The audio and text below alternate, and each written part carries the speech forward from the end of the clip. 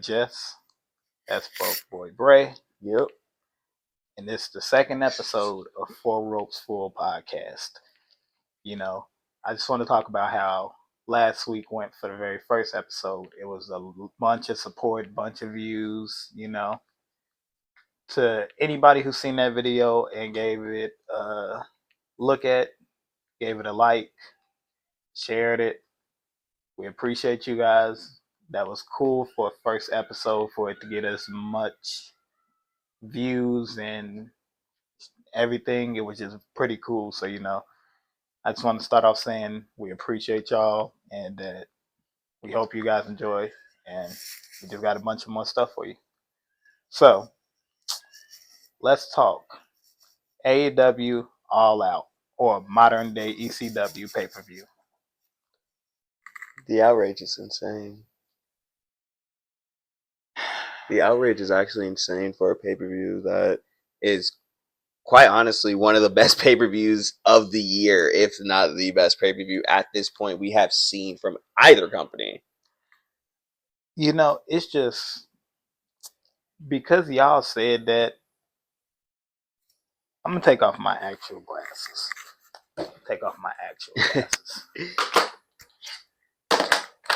Put on these motherfuckers.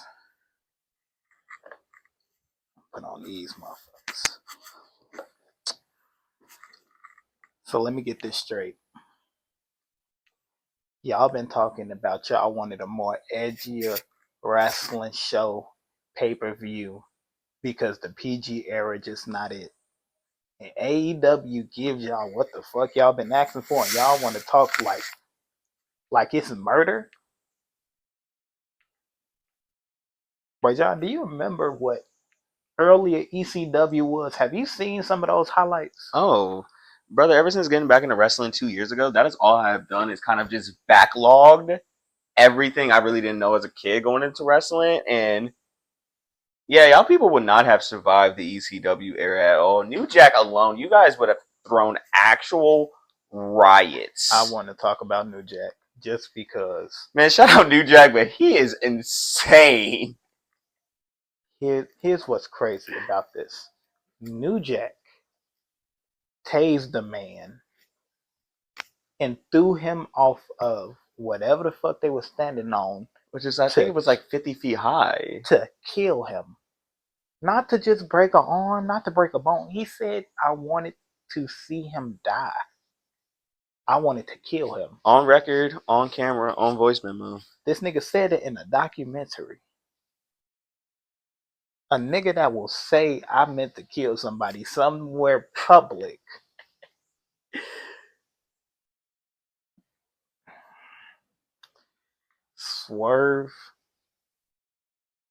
Swerve and Adam Page, that match made y'all sick to y'all stomach.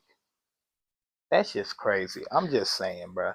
I've seen way worse this shit back in the 90s than what the fuck we seeing right now. I don't think it was necessarily that one. I think it was also them strangling Danielson with a bag, which I was like, that's still not the worst thing we have ever seen. So you just bear choking a nigga out with your bicep. That's okay. You can choke a nigga out with a bicep, showing off his muscles, but that's perfectly fine. But as soon as you put a plastic bag over a nigga head, it's inhumane. I'm just saying, bro. There's no way anybody believes this shit. And for those who are like complaining about this, what do you think is going to happen when it goes to Netflix?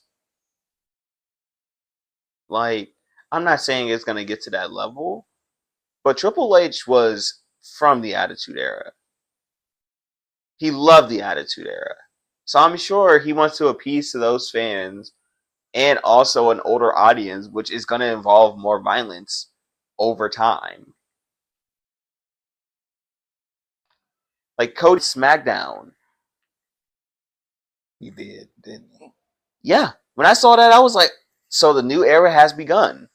We saw bleeding on WWE television that they did not try to hide or cover up. They didn't stop the match. They didn't go to commercial. They didn't do anything. They let him bleed. But that's just gonna happen.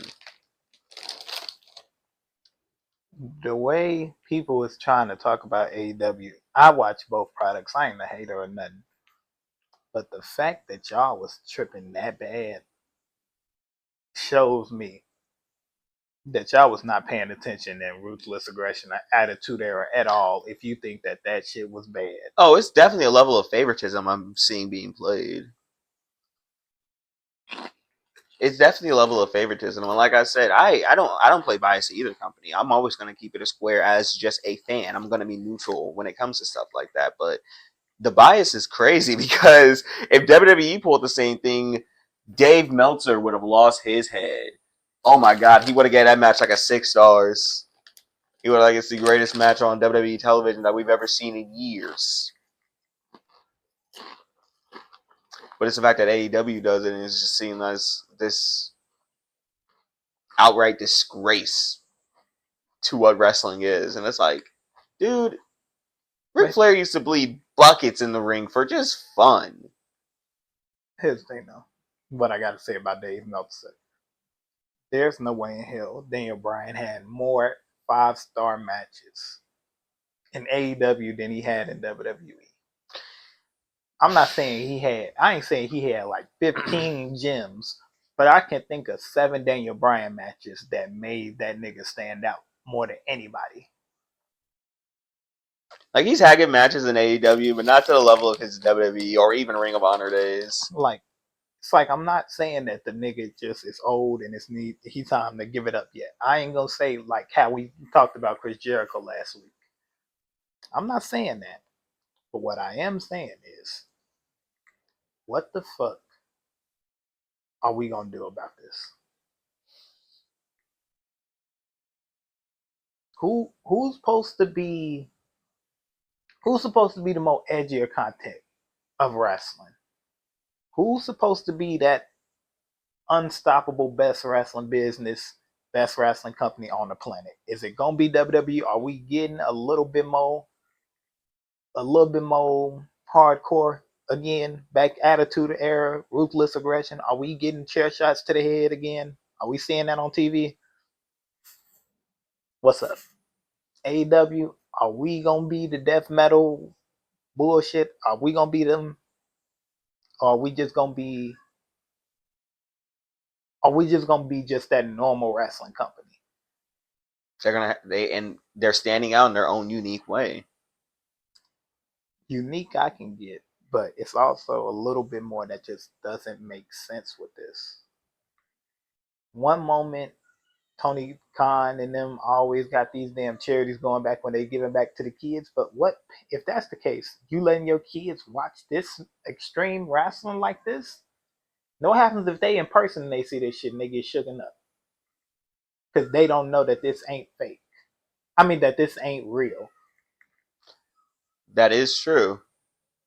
Now, you might get that one psychopath that falls in love with it and want to become a wrestler. Or you can get that one motherfucker that looks like they need a hug walking past you in school. You can get one of those two with showing that type of hardcore wrestling, in my opinion. But that's just me. But regardless to this point, after we get down to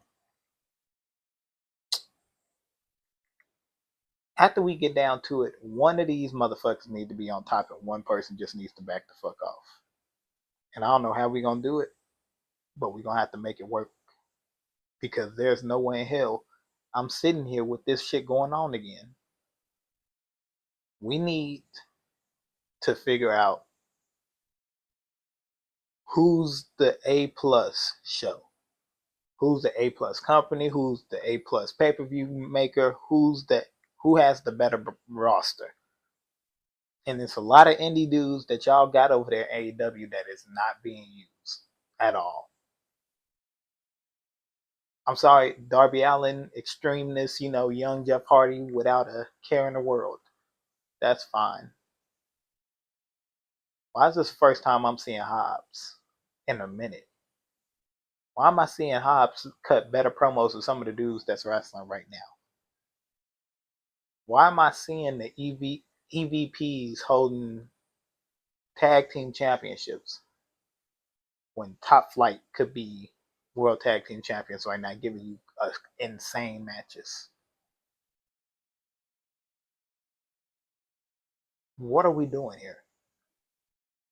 Y'all got a bunch of guys that y'all can use at the standpoint, but y'all want to look like extremists, so y'all just doing the motherfuckers that you know gonna do the job. You know John Moxley is gonna want to roll in thumbtacks. You know Darby Allin is gonna want to jump into some glass. You know the Young Bucks gonna want to do some inventive super kick. Tie some fucking dynamite to the bottom of their shoe and super kick a nigga. Like, we get it. But what else can these guys do? What are these other guys not doing that they can't get some airtime? Because if you put them in Ring of Honor, definitely a little thing. They go to NXT, they might even be North American champion the first year. Which also, shout out Obafemi. That nigga is just unstoppable. Well, couldn't it kind of also be said for the same thing being true about WWE underusing certain talents to where they just end up getting released? We saw that with D-Jack earlier this year. Got pulled to the main roster. Didn't have a main match until his contract expired. And what's the first thing he do? Goes to the Indies and rails on WWE. So it can also be kind of said it's the same being done for WWE. And it kind of all just kind of goes back to one big point. Just being too bloated of a roster. Both companies have too much of a roster and not enough airtime to properly thresh out some people. Or thresh out got the word. Thresh out feuds properly. Both have done well, but they also fall into a cycle of if a feud is hot and that's what's making them money, they're going to keep that feud going. I.e., Cody and Roman. I.e., Hangman Swerve. And I'm glad we're talking about this now, because I also want to mention this week in wrestling. We're going to talk about what's the most interesting wrestling that you've seen this week. Doesn't matter what company, doesn't matter what brand, doesn't matter if you're seeing it on, what is it, Dynamite, and then what's the one on TBS, Rampage? Yeah. It don't matter if it's SmackDown, it don't matter if it's Raw, it don't matter if it's NXT, Ring of Honor. It don't matter. If you saw some good wrestling, let's talk about it. So what you think? I think the most interesting wrestling I possibly saw this week would have been Carmelo and Andrade going at it to decide who went against LA Knight for the U.S. champion. I mean, they were just absolutely cooking on that one. We were kind of talking about that before the podcast started. Mm-hmm. That was the one that most caught my eye. I really didn't pay attention to much with what was happening on AEW this week, just because I didn't see too much happening, which, sometimes they have weeks like that. But if one match did definitely catch my eye, it was definitely that. Let me switch back to these motherfuckers now. Who? So, I'm going to talk about SmackDown. I'm going to talk about Kevin Owens and Randy Orton again. I just watched both of these niggas go fight for a championship and lose, and they get no get back. They didn't go try to challenge again or nothing. One thing that's kind of annoying me was that they kept teasing that Kevin Owens was going to turn on Cody for him to not do anything.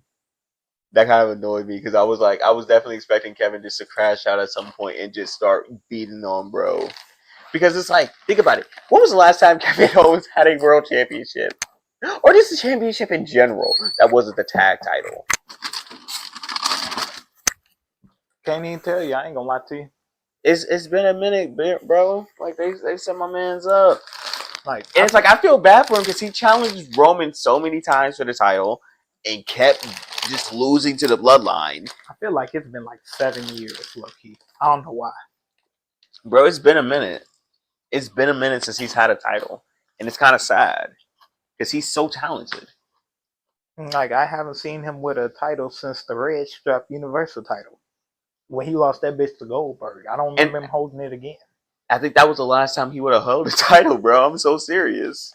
I think he took the United States one from Chris Jericho, but then after that, I ain't seen him with one since the tag team titles. A main event or mid card title, I ain't seen him with one in a minute. That's what I'm saying. I'm like, that kind of annoyed me with their match on what was that match in Berlin? That annoyed me is that he kept teeing it up, and even showing that in the promos before the match, like they kept teeing it up, like, oh, he's gonna turn on Cody, for him not to do it. I guess I get them trying to keep him a heel, but it's like Kevin was never really a heel or face to ever begin with. Very true. Very true. And I don't get why we market him as that. He should just be the wants to destroy. Is going to do whatever it takes to get there. But I will give WWE some credit. That Ricky Little segment before the match where they announced Randy was there, that was pretty funny. It was clever, I ain't gonna lie to you. That was pretty funny. It's still fucked up because, like, y'all made us think, they made us think that nigga was gonna actually wrestle. And then Randy Orton just immediately comes back. Now it's like, hey, bro, come get this kick. Come get this kick to the nuts. Like, it's fucked up, but at the same time, it was kind of funny. Because, like, Buddy really thought he was finna get in there and wrestle. Not tonight, nigga. Boom, get your stupid ass back there. I gotta show you a tweet later, but it was like, someone said we need to see at WrestleMania 41, Ricky versus Toma Tonga. That shit gonna suck. I was like, that would be the funniest match of all time, but you damn right that match would suck. I think that's kind of the point of people making the joke. Is like, they're like, oh, it would be a banger. It's like, nah, that would be the worst match in just wrestling history. Makes no sense. We would be able to put on a better match than them motherfuckers. I don't disagree. We don't know a thing about actually wrestling. I don't disagree with you. And respectfully. Respectfully, we've seen their work. Respectfully, I think we can do a lot better. Booking wise. Creative is slacking in both companies. So, I want to talk about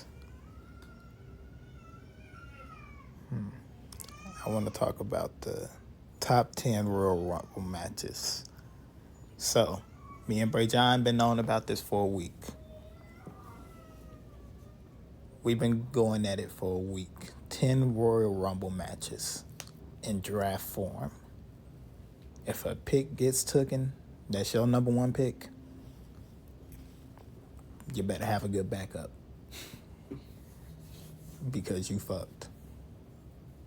If you think your list gonna be good, if they got your number one pick, you might as well just call it a day. So, I got my tablet right here.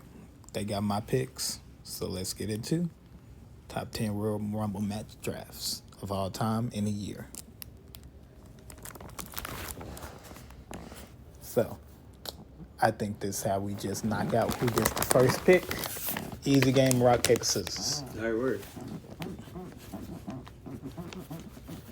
Damn. All right, G. All right. So I think I did see my number 10. So this one is just out of pure nostalgia, just because this was the first one I would have ever watched. Number 10, I'm getting to 2009. Okay, I give you that. That was that Randy Orton one. It wasn't the greatest Rumble match, but it had some very interesting moments in it that did set up stuff that did, eventually happen later down that year. I can respect that. Nothing crazy, but that one's just more nostalgia. Like, I think I still got the DVD at OG crib. All right. So in my first round pick, I'm going with the 2007 Royal Rumble. Listen to me. I just mentioned it the last podcast, so watch that, and you'll understand why I'm saying this. Undertaker, Shawn Michaels started at early numbers, and at the end of it, both of them niggas was the last two men standing. Undertaker throws Shawn Michaels over the ropes. I said turnbuckle the last time. He threw him over the rope. Undertaker goes on and beats Batista at WrestleMania. Shawn Michaels goes and has a good match with John Cena. And John Cena goes over instead of pushing Shawn Michaels, who's the veteran.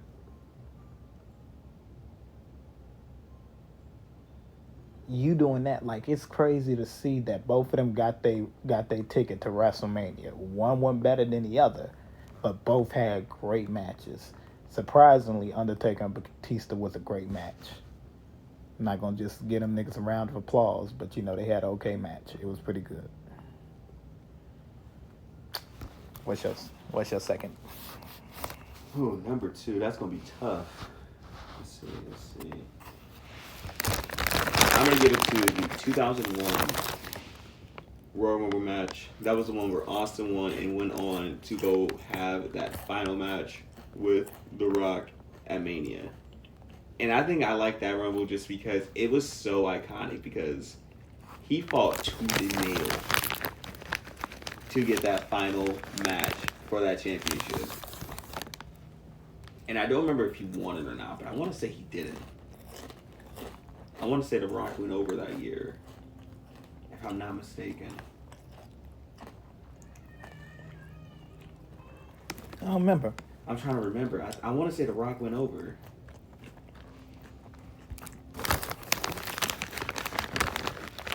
Anyway, what's your next pick? My second round pick. Yep. See, because I thought you was going to take this one, but you took the year above it, so I'm okay with it. My second round pick is the 2008 Royal Rumble. John Cena comes back in 4 months. He was supposed to have been out for a full year. He came back, won the Rumble from number 30. Everybody thought, okay, Triple H finna challenge Randy Orton. Who is that? I know ain't nobody impersonating John Cena. Who is that? Damn, it's really John Cena. That's how that shit went. I can respect that pick. John Cena winning that Rumble, can't even hate it. That's just how I feel. Like I said, I can't be mad at that. I didn't pick that one just for the fact he didn't go through and win the title at 24. Yeah. That's the only reason I didn't choose that one on the list. Don't get me wrong, that is a very much iconic one. But I was just like, I'm still a little salty about that. They really put him in a triple threat and had, it was Triple H that walked away with the title that year? I want to say it was Triple H. No, I think Randy Orton retained. I think he punk kicked John Cena. I think John Cena either John Cena had him in like the pin maneuver after he hit the attitude adjustment, or he had him in the STFU. But I remember Randy Orton kicking somebody in the head and escaping with the championship. I can't tell you exactly who it was just yet, but I know it was one of them too. So. You ready? Where's Randy? Randy did win it. Yeah. I only remember that shit because I was so mad at it. And then that match came with the video game, if y'all remember, SmackDown vs. Raw 2009. That match was in there. Like, it's just like... Like, you could watch it? Yeah. No, it wasn't that match. It was Edge versus Undertaker. I thought both of the matches was in there. Nope, it was just Edge versus Undertaker. Damn. I thought that match was in there. I promise you that, bro. I played that game up and down. I think I still got a copy of the crib. I know I got 010. I know I got SmackDown vs. Raw 10 on PS3. I know I got that joint. Alright, my next pick. About 2015. Is that the one where Roman got booed for Yeah, what? that. That's your third? No, I was joking. I was gonna say, bro. Chill. No. I would personally have to go with 2010. The 2010 Mania, the 2010 Rumble was actually really good. Edge winning, pulling through, going to have that final match. No, it wasn't that final match. That was the very next year. But still, Edge, he won against. Who did he win against? He won against Cena. He threw Cena out, and then he went to go wrestle Alberto Del. No, that was the very next year. Who did Edge wrestle that year? Because it was sort of world heavyweight. Wasn't it Chris Jericho or Alberto? No, it wasn't Alberto. Was it Because Chris Alberto Jericho? was 27. Because that was his final WrestleMania before he retired. It had to have been Chris Jericho, I think. I think it was Jericho. No, that was a good one. You remember Edge had came back from that injury where it was kind of shaky if he was going to come back in the first place. Then he came back from that one, then went to go win it all. And then the very same year, he got really messed up. Now, for personal preference, my third is the 2011 Royal Rumble. Now, Alberto Del Rio winning is not why I rank this like that. It's because for a split second, the entire WWE universe thought that Santino Marella was going to WrestleMania. The pit in my stomach sunk down to my ass when I thought Santino was finna throw this nigga over the top rope. Santino going to WrestleMania, hitting the Cobra, 1, 2, 3, new WWE champion.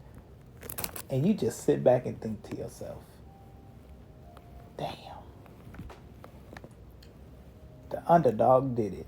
Because if you think about what I just said, don't that remind you of somebody else that had it slipped away from them? Had it snatched away from them? I can think of a lot of wrestlers that had it snatched away from them. I'm thinking of one specific one. Who would that be? Daniel Bryan. I snatched a good amount of momentum from him. Even if it was the match with Sheamus where he super kicked him at WrestleMania and it took him 18 seconds. It's actually kind of funny that you said that because my very next pick was the 2014 Rumble where Batista won. And everybody let the WWE Universe know they were pissed off that Bryan wasn't even selected for the match. I remember. I think it's not even for the match itself. It's just for the build-up that it did for Bryan. Because him not being put in the match, he wasn't even on the card, if I'm not crazy. Nah. He wasn't even on the card. And he didn't even come out for the Rumble. And they gave it to Batista, and everybody thought it was going to be just Batista versus Randy at WrestleMania. Nobody wanted it. And that's totally understandable. Because you screwed Bryan the entire previous year, gave him the championship, just to rip it away from him 5 seconds later at SummerSlam. I'm so traumatized from that. Where he beat Cena. You remember Cena had that really messed up elbow at the time. And he beat Cena for the title. And it was Triple H doing the referee. Bryan won. Everybody lost their shit. Randy Orton come out. He teases the fact he's going to cash in. Doesn't even do it. And Triple H turned on him. Pedigree. And he stole the title from him. Didn't let him walk away with the championship. Yeah, but at the same time, you couldn't be surprised by that. It was WWE. They wanted Randy Orton with that belt. They wanted that motherfucker to be mainstream. That's why they gave him the belt. But it's like he had the title so many times just in the last 2 years leading up to that moment, which was the most annoying part. 2011, he had that crazy championship run with the World Heavyweight Champion where he was going against Christian. 2012. I'm trying to remember what his 2012 looked like. But I'm pretty sure he was a champion then. And then obviously 2013, him and Cena are going back and forth for the title where they unite both at the end of the year. And then we lead up to the Royal Rumble. But to Don't see him once. Not once. And that was a good that was a good Rumble match. But it's just like, it sucked not having Brian there, and the crowd let them know because they did it back-to-back years. Because, like you said, 2015, they beat the hell out of Roman because you guys are picking people we don't want. It was bouncing off of my microphone. Oh, okay.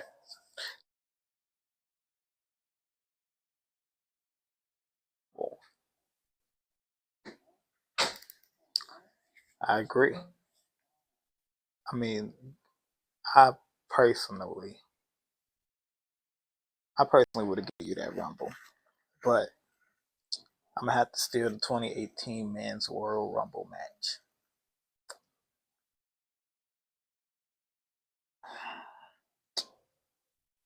Him winning.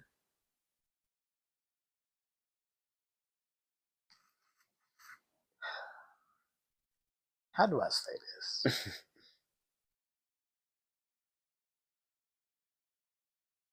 Shinsuke Nakamura winning was the most pointless Royal Rumble match I've ever seen.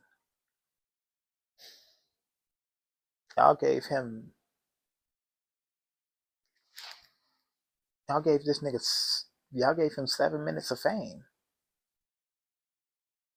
Y'all said fuck the 8 minutes. Fuck the extra 8 minutes. That's crazy work. And you know, I'm just thinking to myself, like, what do y'all get out of this now? They definitely fucked over Shinsuke. And not only Shinsuke, but AJ Styles too, because that match was horrendous. I mean, yeah. It could have been so much better. Oh, how do you put two known Japanese wrestlers who have done amazing work in Japan and in the US together? You get the match outcome as that? I never even watched that match because of how bad I heard it was. I seen clips and I was like, we should have kicked Vince out a long time ago. Because that was ridiculous. It was definitely crazy. I ain't gonna. That was ridiculous, bro. But you know what? I ain't really tripping that part. But you know,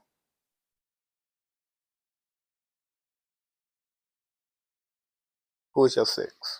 6.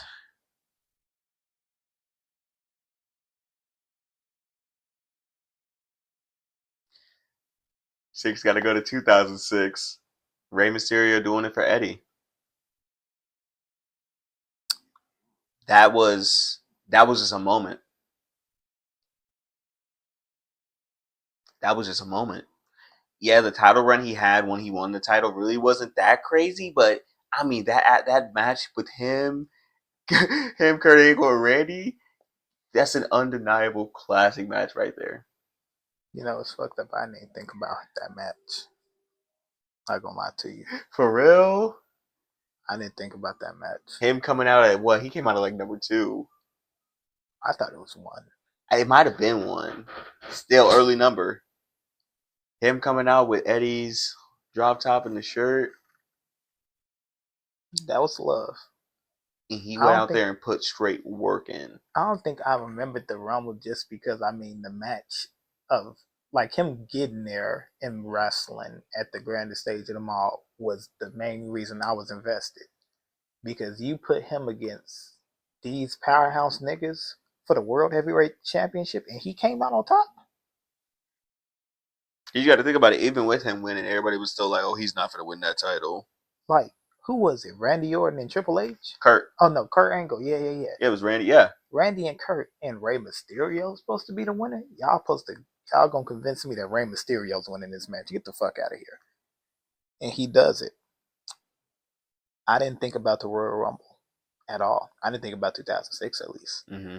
My 6 is the 2018 women's Royal Rumble match. Auska being the first winner, but also pissed me off because she lost. She was the first woman to lose her WrestleMania, her Royal Rumble win match at WrestleMania. The only woman to do it right now. I think Bianca's done it. I think Rhea's done it. I think Charlotte's done it. Who else? I think Becky's done it. Mm-hmm. And went all the way. But nah, that's one thing I've honestly kind of been really disappointed with WWE, their treatment of Auska, because she is one of the top women in their company. And I don't feel like she just gets the love from them that she deserves. You know, I can see that. like I just don't feel like she get like the proper love from him because Shorty can wrestle. Shorty can wrestle her ass off. She can convince me she a nut job when she put that face paint on. The craziest thing WWE ever let happen was Auska walking down there with no makeup. Not saying because she ugly, but it just looked at awkward, like she did not want to be in a match tonight. Like she did not want to get ready to have a match. Like she was just out here because y'all gonna pay me this week and then I'm gonna go. Cool. That's not what she came out there looking like. She came out there looking like,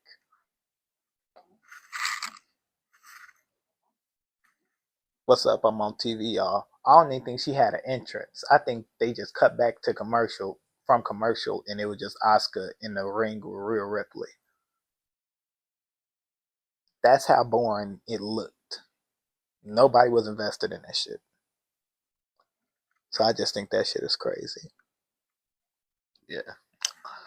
But Number 5. If I had to give number 5 to any number, it was a 96 Rumble where Sean won it. wait, was that the Boyhood Dream or was that back to back? That was the back-to-back. The Boyhood Dream was 95, but yeah, that was the back-to-back. And I think that one's just so iconic because it's like, at that point, I don't think we had anybody go back-to-back. Let me check the list again. I don't think at that point we had anybody go back-to-back winning it. I think Hogan I did it. I thought Austin did it too. Nah, that was before Austin. Austin was the very next year. Austin was the very next year's one.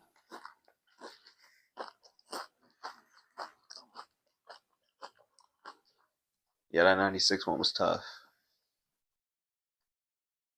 Next, I'm going with the 2020 Royal Rumble. Now, listen. We know who won. We know what happened. You can't blame us for this shit. We ain't had nothing to do with that main event match. You got what you got. Let's get over that time. Remember, we had to do a good year of that time before we even got a minimum amount of fans. Let the winner win. Let them know how it feels for that moment to happen. We good now. It's time to stop giving it its flowers because everybody was impressed by how that match went down.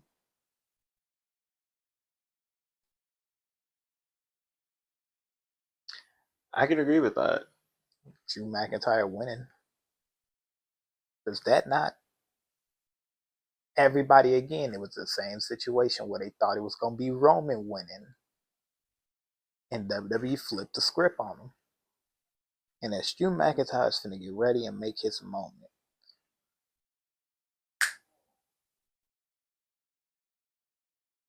Whole world shut down. Shit was over with. So that's why I get that one as much credit as I do. I feel bad for Drew too because it's like it didn't feel the same at Mania. It's like his moment was like there, but it didn't feel right. Not having the fans there, so I feel bad. I felt terrible for him in that instance. What we at? Number 5, number 4? Yeah, 4. We have 4. 2003 Brock Lesnar. Because that genetic freak pulled up the year before, pulled up to the Rumble, and tossed out everybody.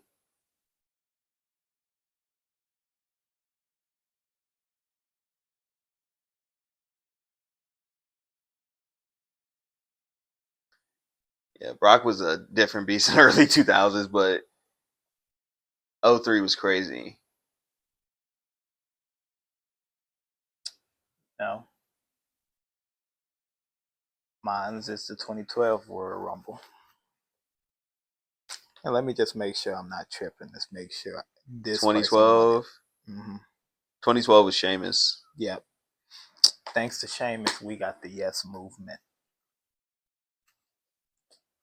Without Sheamus, we don't get the Yes Movement. WWE doesn't get a chance to show Daniel Bryan as a top talent. Daniel Bryan would have just been a two-time world champion. Nobody would have gave a damn about his accomplishments. He would have went down in the Hall of Fame when they just ain't had no more superstars to throw in. But they got to continue to keep the ceremony going. Mm-hmm. Like he'd be retired with the Basham brothers somewhere. They really gave my man a 7-second match at Mania for his title that he was defending. And the fact is, y'all made it seem so important that he retained it against Big Show and Mark Henry. Just to what? Lose it in seconds. Seconds. Then y'all made him go through hell. Made him think that he wasn't shit. For 2 straight years. Before he got the title. Boy, they made that nigga work for that shit. I ain't never seen them make somebody work so damn hard for a title in their life. Alright. Number 3. We get into that final bit.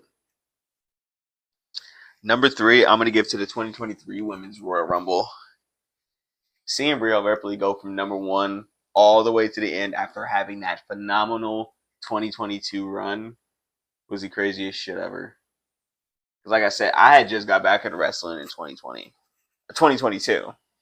So she was like one of the first people I saw, and I was like, okay, she's pretty interesting. I think Sav fell in love with her faster than I did, but yeah, seeing her come in at literally number 1 and take it all the way to the end was turned.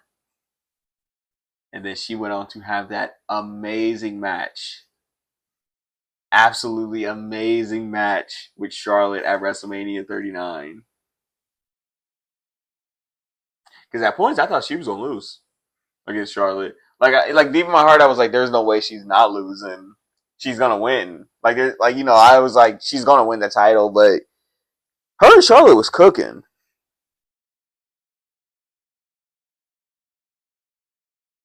True. And then next, I got Seth Rollins winning the 2019 Royal Rumble match. Now, again, we're not going to talk about the reign. We're not going to talk about the reign. We're not going to talk about the Fiend shit. We're not going to talk about none of that. We just going to talk about Seth Rollins getting his moment at WrestleMania. Seth Rollins won the championship at WrestleMania in a one-on-one match. He didn't sneak in and just win a title. He actually went one-on-one with Brock Lesnar. That was against Brock too, and beat his ass fair and square. Like, we don't celebrate that enough. And I'm just saying, me personally, I don't even like the Bears, respectfully. We might lose a lot of people just by me saying that. We're too damn close to Chicago for you to be talking crazy like this. I'm sorry, but I don't give a fuck about the Bears. I don't give a fuck about the Bears. I don't give a fuck about the Bulls. I don't give a fuck, respectfully. But his Bears themed attire for the Rumble was fire, was clean, was fresh. We ain't got to talk about the entire card, even though Kofi Mania was on that card. Respectfully, I'm just saying.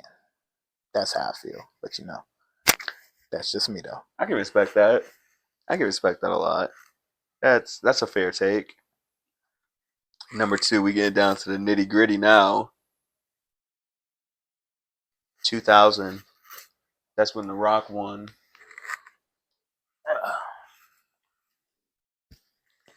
I felt like that was a pretty iconic Rumble match. That one was tough. You remember that was the one where low key he really should have lost because his feet touched the ground. And he had to go against the Big Show to retain the fact that he could, wrestle that match, and still came out on top. I get that. I like that one a lot.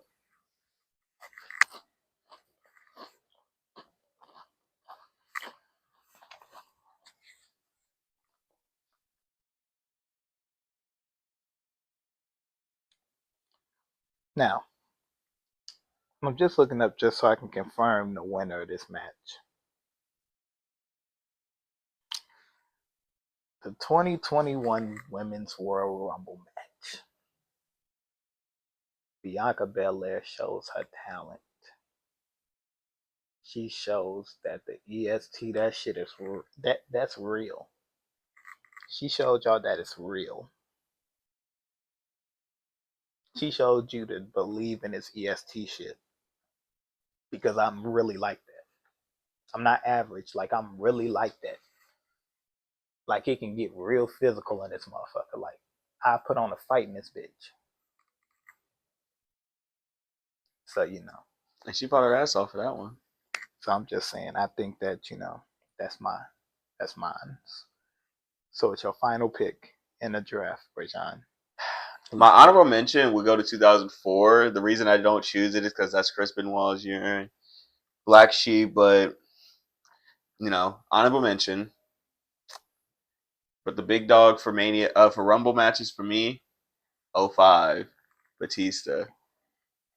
After everything that happened with Evolution the years prior, him going from pretty much being a bodyguard to watching them, everybody turn their back on Randy Orton because he won the title when Triple H didn't have it.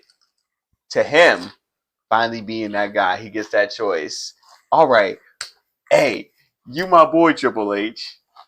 So I'm gonna go after the WWE champion, right? Yeah, we cool. Psych. I'm sick of the way you fucking treat me.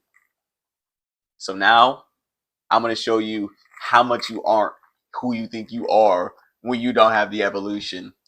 And he proved that to Triple H. He showed him. He said, "I'm the reason you kept that title." Can't deny the facts. Can't deny the facts. That, come on, like the storytelling, everything there was just like it made for the perfect Rumble. So shit, hell.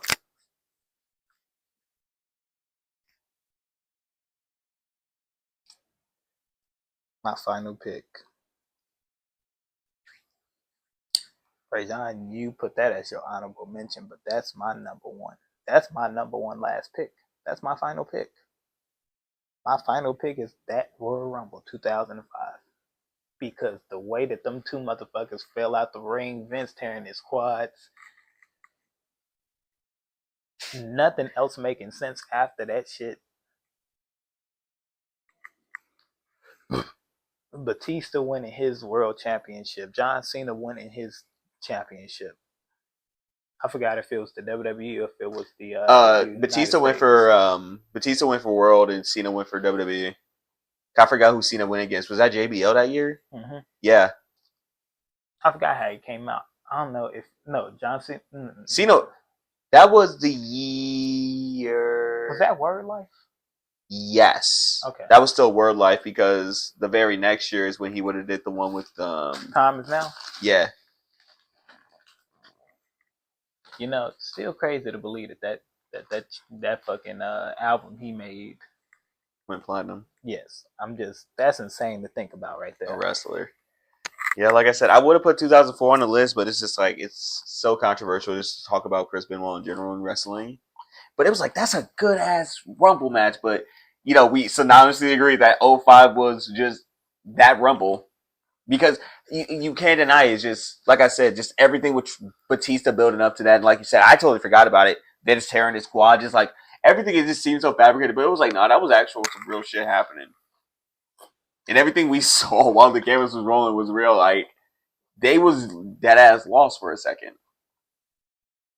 Cause it kind of makes you wonder, like behind the scenes, like was it always supposed to be Batista who won, or was that kind of like a last minute decision? No, I think Batista was supposed to win. Yeah, but the way that it did come out, it made it look like who really was supposed to be the winner. Right. Who goes over? Did John Cena hit him with a Hurricane Rana? Do like Batista actually powerbomb? I like how that was the first and last time we saw Cena ever do a Hurricane Rana.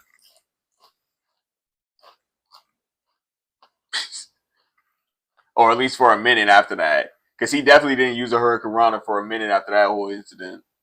I think it was this. It was who was it? Was it fucking he did one on CM Punk. Think about how many years that was after that, though. It was. That's what I'm saying. I'm like, or at least it was for a hot minute he didn't use a Hurricane. Like John's, like the fact that both of them dudes fell over the rope and fell like it was immediately at the same point is crazy work. That's why I still like you would think it's fabricated, but it's like, nah, that ass just fucked up. Yeah. And caused Vince to tear both his quads.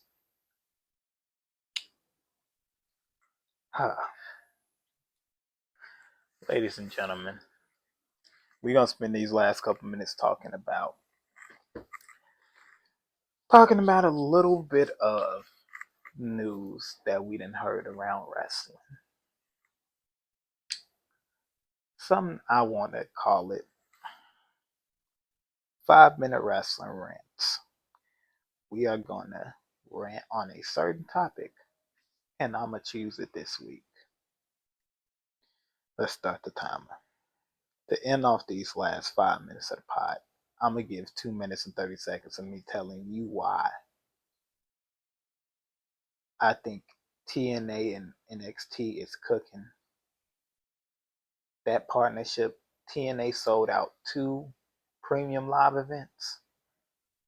2 of them. Just a little bit of time after they started helping out WWE. And WWE start helping them out because they know that this partnership is going to lead to money. The day we see Jordan Grace bring that TNA championship to WrestleMania is the day that history has been made. Another company's main titles being defended on the grandest stage in the mall. And the most fucked up part is, I feel like a Jordan Grace match for the Knockouts title could be the main event. That's just me personally. No, I can agree there. It could definitely, be up there. Obviously WWE won't do that, but this partnership has definitely emerged as one of the most beautiful things we have seen in pro wrestling. It's just, I think I'm more sad about it because it's like I know that Dolph Ziggler or Nick Nemeth is his name currently. I think he won't want nothing to deal with the company. Same thing for Marshall Ali. He's not going to want anything to do with WWE, no matter how lucrative of a contract they may offer them or anything, just because they have bad ties there. But seeing like Joe Hendry just become this overnight phenomenon due to this deal is like it's insane. Insane. Like I heard about I heard little things about Joe Hendry. I heard his theme song prior to this whole NXT thing, but but I was like, then this guy got potential. Then I hear it play at NXT, and I'm like, nah. It's insane how much of a push that he could get on both brands. Oh yeah. He has been in the main event of both world title main events of 2 pay-per-views at 2 different companies. He's been trusted to be the main event for 2 companies. Does that not tell you what the fuck that working with other people can do for WWE? I'm not saying steal everybody's company talent or whatever, but hey, let's work with each other. Let's show off some of the best of yours. Let's show off the best of ours. Let's fight. Yeah, when they had what's his name? He's my boy in NXT right now. God, what is his name? Wesley. When he showed up in TNA, I was like, okay, I was waiting for this moment. So WWE is not afraid to show that they can have other talent appear in these other companies without feeling threatened. So it's like it's only a matter of time before for real, we see that AEW WWE crossover. And I feel like the thing that's preventing it is ego. Ego on both ends. Because I bet you Triple H is open to it.